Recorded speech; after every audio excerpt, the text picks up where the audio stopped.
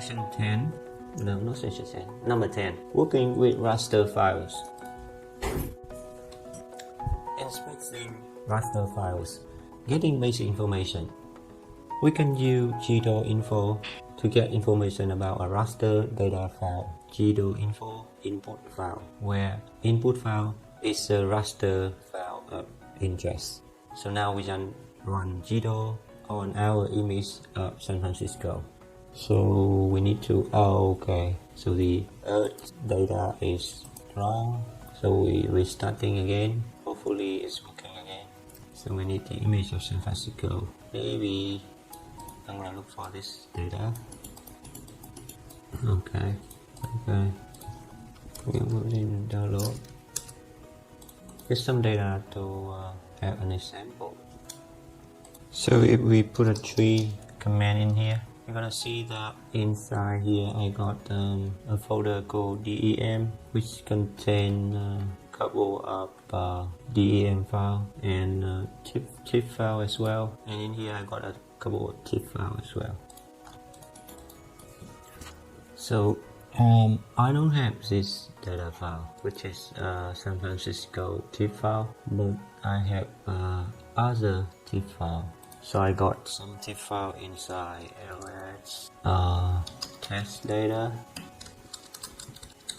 So because that folder I have spaces here, so I should rename it to have no spaces. So I'm gonna do this again. Okay, so now I got it here. I'm gonna download the test data, I think. So you see here inside here I got a bunch of files in the test data. So I'm gonna maybe just get that one. This is gdalinfo. Just test data.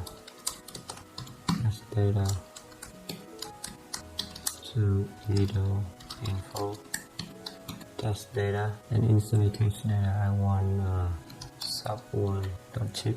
So if I run that, I got the information of this tip file here. So I got the size of it, I got the coordinate system, I got a bunch of other information such as upper left, lower left, upper right, lower right, the center of it, the origin, the pixel size or resolution, and some other information as well. So the result will be a slew of information on a raster, including basic statistics, min, max, mean of the raster cells and the bounding boxes, and the projection information, etc. Now we can do the listing drivers. So if we want to list the driver, oftentimes you will want to check what types of data formats gdal supports. You can access the list of these formats using gdal translate. So you can go gdal translate and formats, and you got a bunch of format there. Let's see in command line window, gdal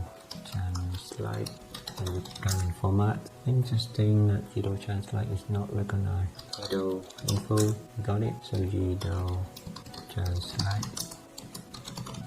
So I type in gdal translate here and it's working, but when I type gdal translate here, okay, still working. So just a typo sometimes the gdal typo. So what I did, this is typo. That's very important. So okay, so that's it for this section, which is working with raster files.